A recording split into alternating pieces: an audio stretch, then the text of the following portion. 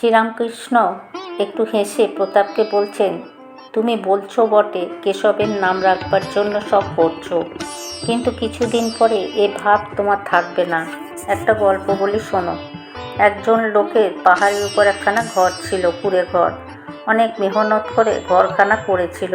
কিছুদিন পরে একখানি ভারী ঝড় হলো। কুঁড়ে ঘর টলটল করতে লাগলো।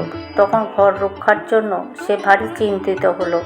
বলল, হে পবনদেব, দেখো ঘরটি ভেঙো না বাবা। পবনদেব কিন্তু শুনছে না। ঘর মরমর করতে লাগলো। তখন লোকটা তার মনে পড়ল যে হনুমান পবনের ছেলে।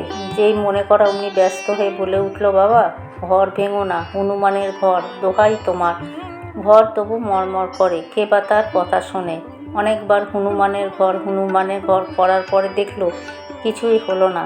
তখন বলতে লাগলো, বাবা লক্ষ্মণের ঘর, তাতেও কিছু হলো না। তখন বলে, বাবা রামের ঘর, দেখো বাবা ভেঙো না, দোহাই তোমার।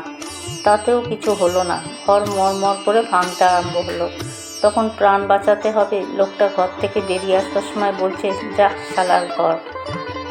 তাই ঠাকুর প্রতাপকে বলছেন, কেশবের নাম তোমায় রক্ষা করতে হবে না। যা কিছু হয়েছে জানবে ঈশ্বরের ইচ্ছায়। তার ইচ্ছাতে হলো, আবার তার ইচ্ছাতেই যাচ্ছে। তুমি কি করবে? তোমার এখন কর্তব্য যে ঈশ্বরেতে মন দাও, তার প্রেমের সাগরে ঝাঁপ দাও।